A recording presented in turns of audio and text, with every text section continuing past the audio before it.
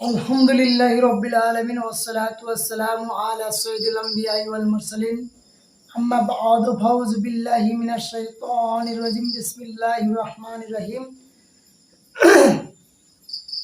अस्सलातु वस्सलामु अलैका या रसूलल्लाह अस्सलातु वस्सलामु अलैका या हबीबल्लाह अस्सलातु वस्सलामु अलैका या शफीउल मुज़निबीन अस्सलातु वस्सलामु अलैका या रहमतुल लिल आलमीन।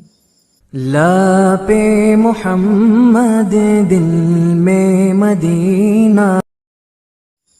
अस्सलामु अलैकुम रहमतुल्लाहि व बाराकातुहु। जरा नबी करीम सल्लल्लाहु अलैहि वसल्लम के गाली देय তাদের জন্মের মধ্যে ভেজাল আছে। যারা আমার আল্লাহ তাআলার মনোনীত চয়েস রিলিজিয়ন পছন্দনীয় ধর্ম হলো ইসলাম ধর্ম। ইসলাম ধর্মটাই আল্লাহ তাআলার কাছে পছন্দ, আল্লাহ তাআলার কাছে লায়ক হয়েছে। তো আমার নবীজির শান আল্লাহ তাআলা বাড়াই দিয়েছেন।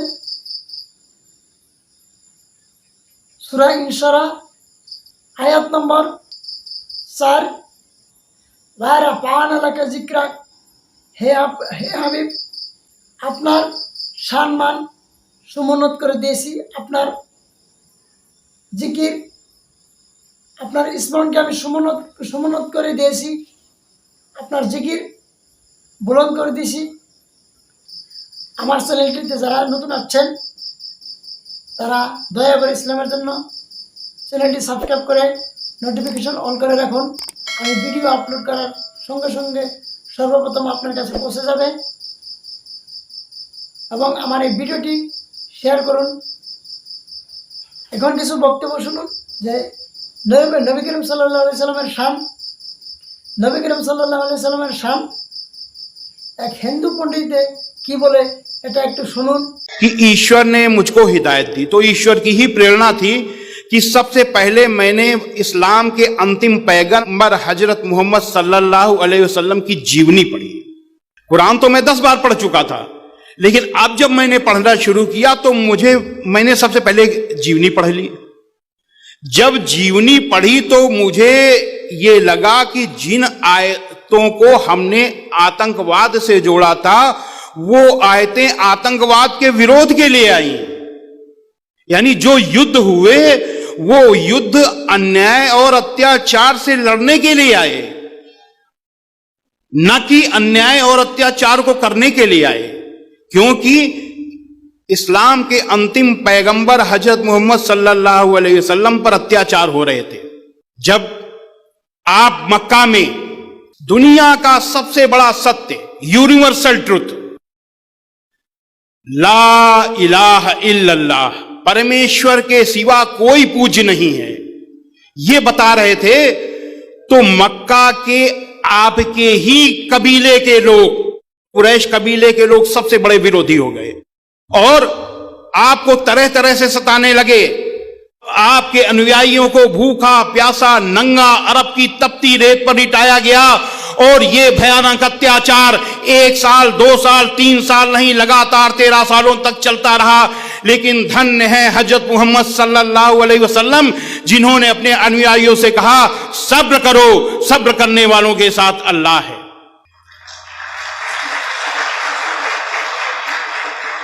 जो साधु प्रवृत्ति के लोग होते हैं, जो नबी पैगंबर ईश्वर के दूत होते हैं, वो कभी भी बुराइयों से परास्त नहीं होते, बुराइयों से हारते नहीं हैं।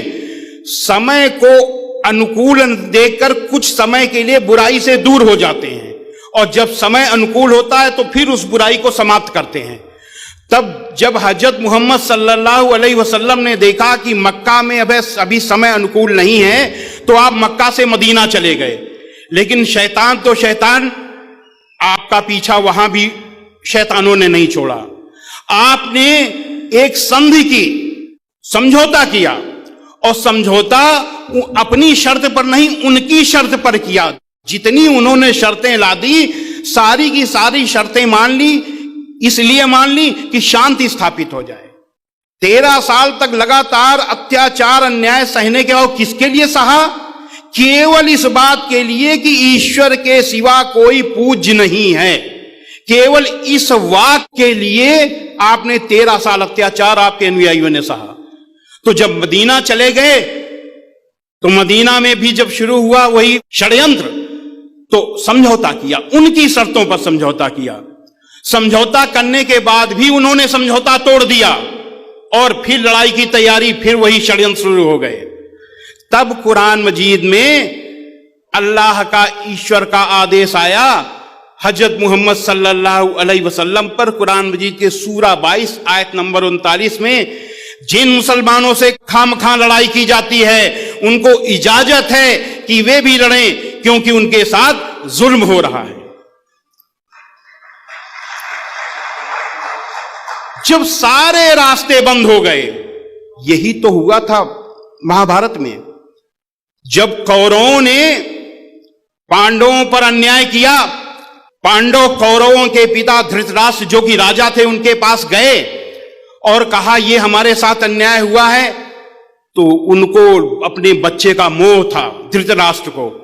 उन्होंने सोचा मेरा बच्चा है, मैं इनकी बात क्यों सुनूं। उन्होंने कहा आप लोग जानो, दुर्योधन जाने। कहे नहीं, आप अगर चाहिए तो, आप अगर राजा हैं, अगर आप निर्णय दे देंगे तो ये लड़ाई बच जाएगी। नहीं नहीं नहीं, आप दुर्योधन से बात करो, उन्हीं से बात करो। वो लोग चले आए। श्री कृष्ण जी ने कहा कि चलो एक बार हम लोग दुर्योधन के पास भी चलते हैं। दुर्योधन कौरवों के सबसे बड़े भाई थे और राज्य के उत्तराधिकारी थे, शहजादे थे। तो जब उनके पास गए, श्री कृष्ण जी ने कहा कि देखिए ये 5 पांडव हैं और इनको दाल रोटी के लिए 5 गांव दे दीजिए, और हम लोग युद्ध नहीं चाहते, आपने सारा राज्य ले लीजिए, केवल 5 गांव दे दीजिए। तो दुर्योधन ने कहा सुई की नोक के बराबर भी अगर आपको जमीन चाहिए तो युद्ध करना पड़ेगा, जंग लड़नी पड़ेगी। तो जब कोई रास्ता नहीं बचा, बातचीत के सारे रास्ते बंद हो गए, तब दोनों सेनाएं खड़ी हुई आमने सामने। आमने सामने जब खड़ी हुई, अर्जुन ने देखा कि हमारे सामने हमारे ही चचेरे भाई, हमारे दादे चाचे, हमारे गुरु सब खड़े हैं जिनसे हमको एक राज्य के लिए लड़ना पड़ेगा। तो उन्होंने कहा कि राज्य मिले या न मिले हम भीख मांग लेंगे, लेकिन हम लड़ेंगे नहीं। उन्होंने तीर धनुष को रख दिया। जब उन्होंने रख दिया तो ईश्वर का आदेश आया, जैसे कि मक्का में हजरत मोहम्मद सल्लल्लाहु अलैहि वसल्लम के ऊपर आया था। यदृच्छया चोपन्नम स्वर्ग द्वारम पावृतम सुखना क्षत्रिया पात लभंते युद्ध मीदृशम। अय अर्जुन, स्वर्ग के खुले हुए दरवाजे के समान अन्याय, इस तरीके के युद्ध को जो अन्याय, अत्याचार और अधर्म के विरुद्ध लड़ा जाता है, ये भाग्यवान क्षत्रिय यानी किस्मत वाले लड़ाके ही पाते हैं। हतो वा प्राप्स्य स्वर्गम जित्वा वा भोक्षसे महीम तस्मादुत्तिष्ठ कौन्तेय युद्धाय कृत निश्चया। और अर्जुन, अगर इस धर्म युद्ध को, जो अन्याय, अत्याचार और अधर्म के विरुद्ध लड़ा गया है, इसको लड़ने में अगर तू मारा जाएगा तो तू स्वर्ग को जाएगा, अगर जीतेगा तो पृथ्वी का भोग करेगा। इसलिए युद्ध का दृढ़ निश्चय करके खड़ा हो जा। अच्छे त्वमिमं धर्मम संग्रामम न करिष्यसि ततः स्वधर्मम कीर्तिम चहित्वा पापम अवाप्स्यसि। किंतु यदि तू इस धर्मयुक्त संग्राम को, इस धर्मयुद्ध को नहीं करेगा तो जो तेरा यश है कि तू बहुत बड़ा तीरंदाज है, तेरा यश समाप्त हो जाएगा, तेरा धर्म खत्म हो जाएगा और तू पाप को प्राप्त होगा और नरक को जाएगा। तब फिर युद्ध हुआ। ठीक इसी तरीके से वहां राज्य के लिए युद्ध था, यहां ला इलाहा इल्लल्लाह, परमेश्वर के सिवा कोई पूज्य नहीं है, इसके लिए युद्ध शुरू हुआ। क्योंकि बातचीत के सारे रास्ते बंद हो गए। धर्म युद्ध मर्यादित होता है, इसलिए सूरा 2 आयत नंबर 190 में इस युद्ध को मर्यादित किया अल्लाह ने कि जो लोग तुमसे लड़ते हैं तुम भी खुदा की राह में उनसे लड़ो, मगर ज्यादती न करना, कि ज्यादती करने वालों को अल्लाह नापसंद करता है। इसीलिए हजरत मोहम्मद सल्लल्लाहु अलैहि वसल्लम ने मदीने के 10 साल के प्रवास में जितनी भी लड़ाइयां लड़ी, बड़ी लड़ाई को बचाने के लिए छोटी छोटी लड़ाइयां लड़ी, ये नहीं कि और जैसे वहां लड़ाई अधर्म के लिए, अधर्म को समाप्त करने का, ऐसे ही अधर्म को समाप्त करने, अन्याय अत्याचार को समाप्त करने, बड़ी लड़ाई को रोकने के लिए, शांति की स्थापना के लिए, अशांति के रोकने के लिए, एक बड़ी हिंसा को रोकने के लिए छोटी हिंसा की गई। और बड़ी हिंसा को जब रोकने के लिए छोटी हिंसा की जाती है तो वो अहिंसा होती है, हिंसा नहीं होती। तो जब वो उस लड़ाई में मुसलमानों की तरफ से केवल 259 लोग और गैर मुसलमानों की तरफ से 759 लोग, इधर से 259 लोग शहीद हुए और 759 लोग उधर मारे गए, यानी कुल मिला करके 1018 लोगों की जान गई। केवल 1018, 10 साल में जितनी भी लड़ाइयां हुई केवल इतना यह मर्यादित युद्ध था। अब जब हमने ये देखा कि यह है जिहाद, जिहाद की परिभाषा हमें अपने आप मालूम हो गई आपकी जीवनी पढ़ने के बाद, कि अन्याय, अत्याचार और आतंकवाद को रोकने के लिए जब सारे प्रयास विफल हो जाएं तो जो अंतिम प्रयास युद्ध का होता है वो जिहाद का युद्ध होता है। जिहाद में केवल युद्ध नहीं है, जिहाद का मतलब है कि अन्याय अत्याचार के विरुद्ध कोई भी प्रयास करो, किसी भी तरीके का प्रयास, वो जिहाद है। लेकिन अगर युद्ध कर रहे हैं तो ये युद्ध है, और ये श्रीमद् भगवत गीता में के आदेश के एकदम अनुकूल है। तब मुझे लगा कि मुझसे बहुत बड़ी गलती हो गई, चूंकि पूरे देश में मैंने जिहाद के विरुद्ध बोला है, इसलिए मेरा ही कर्तव्य बनता है कि हम अपनी बात को सही करें।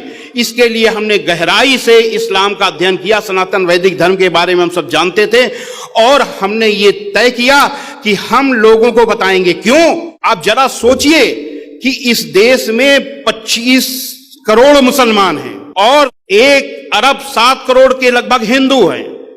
अगर इस तरीके से वैमनस्य फैल जाए और ये आतंकवादी बन जाएं, या दूसरा इनसे नफरत करने लगे इस देश का बहुसंख्यक समुदाय, और ये झगड़ा शुरू हो जाए, तो हमारा चलना फिरना, उठना बैठना सब कुछ ठप हो जाएगा, ये देश ठहर जाएगा, ये देश बर्बाद हो जाएगा। ये मैंने सोचा तो मुझे लगा कि श्रीमद् भगवत गीता, श्री रामचरितमानस, इस पर बोलने वाले बहुत लोग हैं, किसी को इस हिंदू मुस्लिम एकता पर भी बोलना चाहिए। मैंने एक संगठन बनाया, हिंदू मुस्लिम जन एकता मंच, और इस तरीके की बातें मैंने। একজন হিন্দু পণ্ডিতের যদি নবী করিম সাল্লাল্লাহু আলাইহি সাল্লামের শান বলতে পারে তাহলে তুমি মানতে রাজি না কেন? যারা আমার এই চ্যানেলটিতে নতুন আছেন, দয়া করে ইসলামের জন্য, ইসলামের খেদমতের জন্য চ্যানেলটি সাবস্ক্রাইব করে রাখুন।